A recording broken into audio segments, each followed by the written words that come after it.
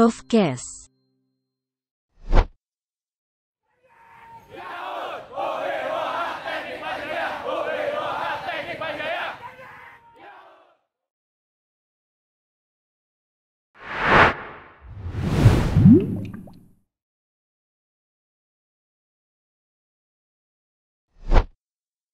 Assalamualaikum warahmatullahi wabarakatuh. Pemerhati Profkes FTUI yang saya hormati. Pagi Teknik itu adalah slogan yang ada di Fakultas Teknik Universitas Indonesia. Pemerhati Profkes yang budiman. Pada tayangan kali ini kembali Profkes yang kita ketahui bahwasanya Profkes itu sebenarnya adalah suatu media transformasi ilmu.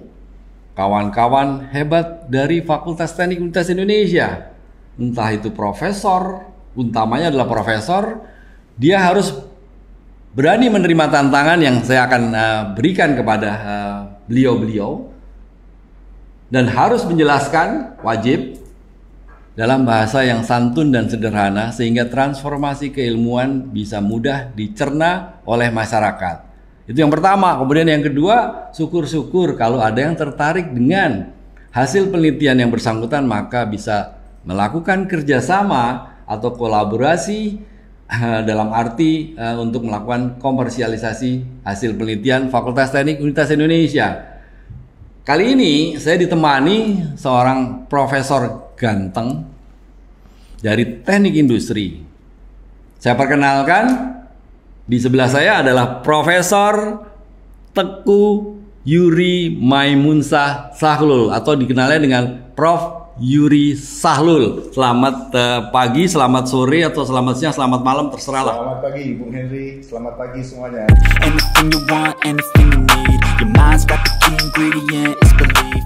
Alhamdulillahirrahmanirrahim. Bener kan yang saya bilang? Profesornya ganteng, masih muda, dan banyak hasilnya. Prof. Yuri, sebelum kita masuk ke Profkes, karena saya kenal sama Prof. Yuri, saya ingat banget pada waktu tahun 1986, lama banget ya. Saya menikah pada waktu itu, salah satu pagar bagus ya adalah Prof. Yuri. Bener ya Pak? Ya, adik kelas Om ya? Oh, adik kelas. Jadi beliau adalah emang adik kelas saya dengan teman-teman yang memang ganteng-ganteng dari mahasiswa Fakultas Teknik. Nah, Prof. Yuri ini sekarang menjadi salah satu profesor andalan dari program studi teknik industri. Ada berapa profesor di teknik industri, Prof, sekarang? Sekarang 6. Siapa aja tuh, Prof? Saya, Prof. Isti, Prof. Dahyar, Prof. Rahmat, Ya. Prof. Ahmad, Ya. satu lagi Prof. Joko. Oh, Prof. Joko Gabriel. Gabriel. Luar biasa. Jadi teknik industri FTUI yang tadinya teknik mesin dan berdiri menjadi teknik industri pada tahun 98 resminya menjadi departemen sendiri, sekarang sudah memiliki 6 profesor handal. Yang baru muncul baru 1. Berarti masih ada 5 lagi, nanti akan menjumpai Bapak dan Ibu saudara sekalian. Nah, Prof. Yuri, cerita sedikit dong tentang saat mahasiswa dulu ngapain aja sih waktu mahasiswa? Wah, ini paling seneng nih saya. Ya, silakan. Nostalgia. Salah satu yang saya ingat Bung Henry dong, Ketua IMM. Oh my God! Wow! Enggak. Ya, oke. Ketua IMM. IMM itu Ikatan Mahasiswa Mesin. Ya. Itu saya masuk 82. Yes. Ya. Jadi kita masih di Salemba. Ya, FTUI Salemba. Teknik mesin ya gaya lah kita ya dulu. TI tempat saya masuk tuh sebenarnya ada dalam teknik mesin saat itu. Nah, sebagai mahasiswa kita punya gaya sendiri deh ya. Kalau teknik secara umum lah ya. Dan di Salemba itu ya kita masih bersatu dengan di situ ada ekonomi, ada kedokteran, iya, gitu betul. Kan, ya. Nah, terus ada kampus satu lagi masih di Romangun. Romangun. Nah, itu yang sosial gitu. Oke. Apa kegiatannya? Nah, kita nih dulu saingannya sama ekonomi ya. Salah satunya ekonomi ini bikin banyak kegiatan yang bersifat ekonomi juga, ya seperti misalnya dia bikin semacam bisnis ya, semacam apa misalnya toko buku atau apa. Nah, teknik nggak mau kalah tuh saat itu. Nah, koperasi mahasiswa. Teknik nggak mau kalah, memang aduh. Sebenarnya kita adalah saudara, kita adalah bersahabat, kita segala macam, makan tapi nggak mau kalah. Oke. Nah, melalui koperasi mahasiswa saat itu memang lagi digencarkan ya koperasi mahasiswa itu. Nah, saya jadi ketuanya di. Jadi Prof Yuri adalah pendiri koperasi mahasiswa FTUI tepat ya? Salah satu pendiri lah ya, tapi waktu itu tahun ketiganya ketuanya saya. Jadi tahun kedua. Jadi udah mendirikan, kemudian sempat menjadi ketua pada tahun ketiganya. Jadi Kopma ya? Jadi KKM namanya, Koperasi Keluarga Mahasiswa FTUI. Oke, KKM FTUI. Ini luar biasa. Jadi ternyata kalau kita sedikit flashback ke belakang, ini ternyata anak Prof Yuri ini adalah anak yang aktif juga. Tadi kita udah dengar dia adalah pendiri. Nah, kemudian dari situ masuk menjadi dosen di teknik mesin, kemudian mendapatkan profesor di tahun berapa ya? Tahun 2010. Tahun 2010. Nah, ada topik penelitian yang menarik dari Prof Yuri. Mungkin bisa ceritakan ya Prof Yuri tentang topik penelitiannya supaya masyarakat atau mungkin pemerintah ataupun siapapun baik nasional atau internasional tahu kira-kira Prof Yuri ini jago dalam melakukan penelitian apa nih Pak? Baik. Jadi ini teknik industri secara umum ini kan memang segala hal tentang efisiensi, efektivitas industri lah bagaimana gitu ya. Nah, salah satu bidang di teknik industri yang saya geluti itu namanya sistem manufaktur. Oke. Dan termasuk logistiknya. Siap. Nah, itulah bidang saya. Lab saya pun namanya sistem manufaktur.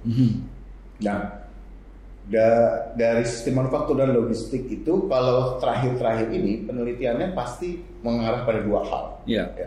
Satu pada hal yang lebih sustain. Bagaimana itu lebih sustain? Berarti lingkungannya harus dimasukkan unsur lingkungan. Nah, yang belakangan juga adalah digital. Oke. Digital. Saya punya keyakinan semua bidang ada ke sana tuh modelnya. Ya pasti ada ke arah sustain. Bagaimana kita makin lama makin bisa bertanggung jawab pada bumi. Dan tapi juga belakangan bagaimana digitalisasi ini abad digital kita nih ya bisa masuk pada bidang-bidang dengan baik. Nah, yang saya mau cerita penelitian saya ini yang terkait dengan digital.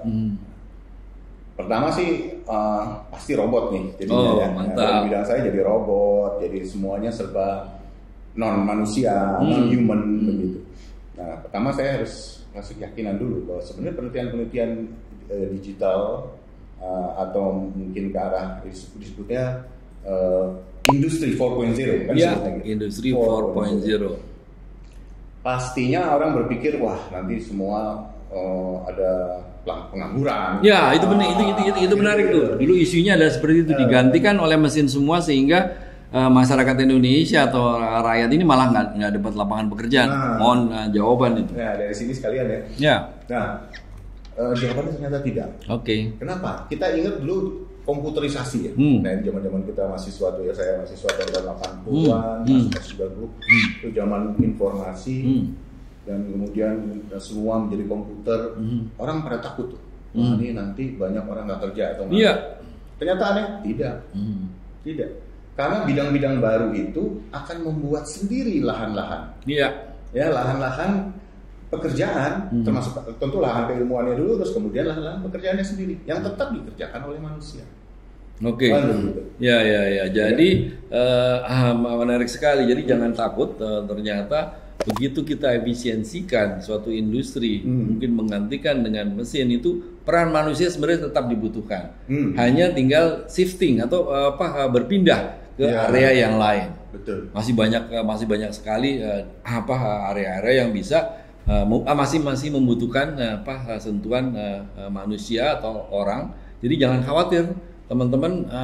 Pak Yuri ini tadi sudah menceritakan bahwasanya beliau mempunyai penelitian adalah suatu sistem, bagaimana sistem mengefisiensikan suatu industri, mengefektifkan kerja industri sehingga hasilnya yang tadi mungkin 1 bulan bisa jadi 1 minggu produknya, sehingga nanti bisa bersaing Ya. Di dalamnya ya itu banyak sebenarnya yang pastinya dikerjakan di Prof Yuri. Ada paten Prof Yuri dari sistemnya, mungkin dari mahasiswanya atau apa segala macam? Paten yang saya dapatkan di alat lab. Oh, alat laboratorium. Jadi alat laboratorium kami ini bekerja sama dengan Toyota. Oke. Ya, itu. Saya tahu. Ini laboratorium yang handal yang ada di Indonesia kalau nggak salah. Benar apa nggak? Ya. Oke. Ceritain Pak. Labnya dulu. Jadi lab kita ini sebenarnya lab boleh dikatakan mungkin lab pertama di Asia Pasifik. Oh, tidak aja di Indonesia. Asia Pasifik ya? Asia Pasifik. Oke. Setelah saya lihat ya. Ternyata yang menerapkan ada yang namanya Toyota Production System. Oke. Nah, itu contohnya adalah kita buat satu assembly line gitu ya, assembly line bikin piston gitu ya. Nah, ini dengan gaya Toyota. Sekarang namanya Toyota itu sudah jadi keilmuan lah. Oke. Ya. Jadi tidak mohon maaf nih, ini sebentar Pak. Ya. Ini karena kita sebenarnya asik-asik menyebut Toyota atau mungkin nanti yang lain, tapi sebenarnya inilah kebebasan mimbar akademik yang ada di perguruan tinggi. Jadi silakan saja. Ya. Nah, ya sistem ini kan terkenal dengan efisiensi yang sangat efisien. Di mana yang di attack duluan, yang harus diserang duluan itu adalah waste. Jadi jangan ada waste. Nggak boleh ada waste. Ya, Tunggu. Waste. Pak Yuri tahu waste itu adalah waktu yang terbuang, material yang terbuang atau segala macam, itu nggak boleh. Nggak boleh ada. Oke. Ya, khasnya begitu aja. Ini sebenarnya sederhana ya sistem Toyota Production System ini. Nah, kalau diterapkan di lab saya ini, nanti mahasiswa akan bisa berpraktikum gitu, sambil dia melakukan kegiatan assembly line, assembly untuk membuat piston, begitu ya. Dia berjejerlah 4 orang dengan masing-masing workstation. Gitu. Nah, nanti mereka akan merasakan sendiri para mahasiswa itu bahwa ada hal-hal yang tidak efisien. Contoh, ada satu workstation yang kelamaan nih. Iya, betul. Nah, terlalu lama. Jadi seharusnya semua workstation, semua urutan pekerjaan itu relatif seimbang sesuai dengan cycle time masing-masing. Siap. Itu yang membuat outputnya menjadi sangat banyak, ya, cukup sesuai dengan waktunya. Tetapi alat praktikum ini memang dibuat sedemikian rupa, ada semacam jebakan Batman ini. Jadi ada satu bagian yang pasti lebih lama nih. Nah, gitu ya, lebih lama.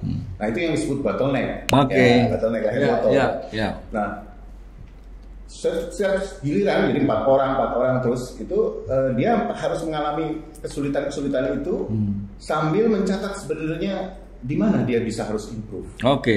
Right. Ya. Itulah salah satu contoh bagaimana assembly line ini bisa menunjukkan efisiensi. Nah, apa output daripada praktikum itu? Jadi mahasiswa harus mengeluarkan semua idenya, hasil belajar dia di teknik industri, bagaimana mengurangi bottleneck itu. Jadi ini bersyukur sekali bagi yang kuliah di teknik industri, ternyata tidak diajarkan hanya teori saja, akan tapi dia seolah-olah ada di suatu industri yang nyata. Yes. Itu kira-kira idenya seperti itu kan Pak. Jadi tentunya bukan berarti dia ingin jadi operatornya, kan, tapi bisa melakukan pengukuran yang lebih real, lebih nyata. Mana yang perlu diefisiensikan misalnya. Mungkin pergerakan orang aja kali ya, ngambil barang dari sini mau pindahin ke sini, dihitung kali ya yang kayak gini ya. Kemudian dipindahkan, nanti berjalan ke stasiun yang lain atau area kerja yang lain untuk berpindah, itu juga diukur. Luar biasa. Jadi ternyata banyak yang dikerjakan oleh Prof Yuri dan laboratorium ini. Kemarin kalau nggak salah satu profesor di FTUI yang menerima award. Jadi laboratorium pakai nama profesor. Jadi di Fakultas Teknik Prof Yuri ini nanti pasti punya laboratorium Profesor Tengku Yuri Maimunsah Sahlul. Luar biasa, di situ nanti akan berkumpul selain seorang profesor, ada mahasiswa S3-nya kali ya, ada mahasiswa S2-nya, ada mahasiswa S1-nya. Kemudian nanti akan berkarya menghasilkan penelitian-penelitian yang kayaknya jadi asik banget di teknik industri ini ya. Mudah-mudahan. Ya, jadi selamat ke Prof Yuri dengan laboratorium Profesor Yurinya. Nah, bosen, kita pindahlah sedikit ngomong penelitian. Prof Yuri ini sudah berkeluarga, Putrinya berapa Pak? Putri 2, putra 1. Putri 2, putra 1. Ya. Oke, boleh tahu Pak, sekarang ada di mana semua itu putri dan putra? Ya. Putri 2, putra 2, putra 1. Alhamdulillah semua lulusan UI. Oh gitu. Berarti sebentar, lulusan UI itu apakah dari Fakultas Teknik semua? Lain-lain. Oh, beda-beda. 2 kedokteran, 1 FEB ekonomi. Oh, jadi 2 kedokteran. Jadi Prof Yuri itu dari teknik, Ibu dari istri Fakultas Hukum UI. Fakultas Hukum UI. Berarti ini keluarga Yellow Jacket juga. Yellow Jacket. Wah, luar biasa. Berarti tidak bapaknya yang ganteng, bapaknya yang pinter, ternyata turunannya, katanya kata peribahasa apa? Buah tidak jauh, jatuh tidak jauh dari pohonnya. Jadi ya kira-kira kayak gitu, luar biasa. Jadi you are the Yellow Jacket family gitu ya. Kira-kira begitu. Oke, sudah selesai semua tuh. Sudah selesai kan, FEB barusan kemarin. Oh gitu. Wisudanya juga udah daring sekarang. Wisuda online loh. Kurang asik. Cuman ya memang mau tidak mau kenyataannya adalah seperti itu kali ya. Ya. Cut dulu. Gue bingung. Baik ya, kita pindah lagi. Kalau tadi sudah kita ngomong sama keluarga lah segala macam, mahasiswa pada waktu mahasiswa. Nah ternyata begitu saya dapatkan informasi, ternyata ada suatu penelitian mutakhir dari beliau yang pastinya kita semua akan dengarkan. Kalau mungkin boleh diceritakan sedikit Pak tentang penelitian yang terakhir ini, karena menurut saya ini bikin geger dunia keilmuan nih. Silakan. Gini. Tadi kan saya jelaskan bahwa ilmu itu kelihatannya selalu akhirnya melengkapi diri pada 2 hal ya. Entah itu digital, entah itu pada sustainability itu pada lingkungan. Nah, yang saya pilih ini adalah yang digital. Nah, di bidang sistem manufaktur ada satu hal yang selalu menjadi pertanyaan. Apakah Indonesia ini sudah siap menerima digitalisasi? Ya, sebenarnya karena nanti kalau kita sebut industri 4.0 gitu ya, itulah yang sekarang yang disebutnya abad digital itu. Kenapa disebut 4? Karena ada 1-nya, ada 2-nya, ada 3-nya, ada 4-nya. 1, 2, 3, 4. 1, 2, 3, 4. 1, 2, 3, 4. 1, 2, 3, 4. Gitu kan? Iya, betul. Kalau 1 masih steam engine gitu zaman dulu ya, steam engine. 2 itu mulai assembly line tapi udah pakai listrik. Ya. 3 itu adalah satu abad di mana sudah mulai masuk komputer. Iya. Mungkin yang kita rasakan sekarang ini 3 ya. Jadi ada komputer sudah masuk, ya. Beberapa kegiatan industri sudah menggunakan komputer, tetapi belum otomatis betul full. Yes. Jadi masih harus di input sama orang dan sebagainya. Antar engine atau antar mesin atau antar komputer belum bisa komunikasi. Nah, masuklah sekarang keempat. Nah, di mana disitulah yang disebut mesin to mesin, ya, di mana mesin dengan mesin udah bisa berkomunikasi sendiri nih. Nah, itu yang disebutnya otomatisasi, robot dan sebagainya. Itu yang industri 4.0 ya. Oke. Nah, tadi kan dengan Bung Henry kita udah ngomongin tuh, nggak usah takut walaupun masuk ke robot. Iya. Nah, yang saya teliti ini sekarang adalah siap nggak sih Indonesia? Nah, ini readiness, kesiapan Indonesia untuk bisa masuk. Nah, sementara ini perindustrian atau Kementerian Perindustrian sudah punya, namanya INDI. Ya. INDI itu dia mengukur tuh, ya. Hasil pengukurannya sifatnya masih umum. Mau jasa, mau manufacturing, dia ukurlah dengan INDI itu. Ya, isinya pertanyaan-pertanyaan. Akhirnya melevelkan bahwa dia ini levelnya berapa. Nah, sudah mulai keluar hasilnya. Ya, ada yang bilang wah kita ternyata baru level 2 malah. Oh ya? Nah, yang kita rasakan sebenarnya orang udah 4 atau 5 yang kita level 2 ya. Jadi kita belum betul-betul bahkan masuk ke 3 dan sebagainya.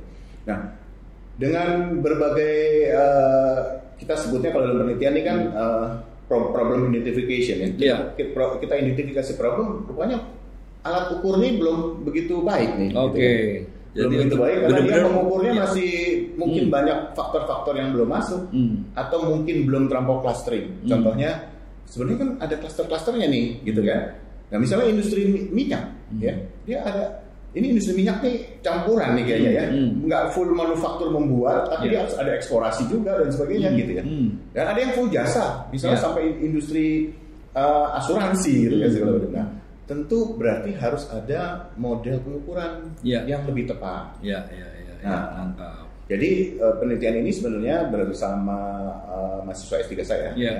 Ya, itu dalam penelitian yang menuju disertasi. Ya. Ini mungkin bikin model, bikin model yang lebih inklusif lah kita sebutnya, bukan eksklusif, inklusif, yang memasukkan banyak hal-hal yang memang spesifik di bidang-bidang masing-masing. Itu mahasiswa yang pusing itu.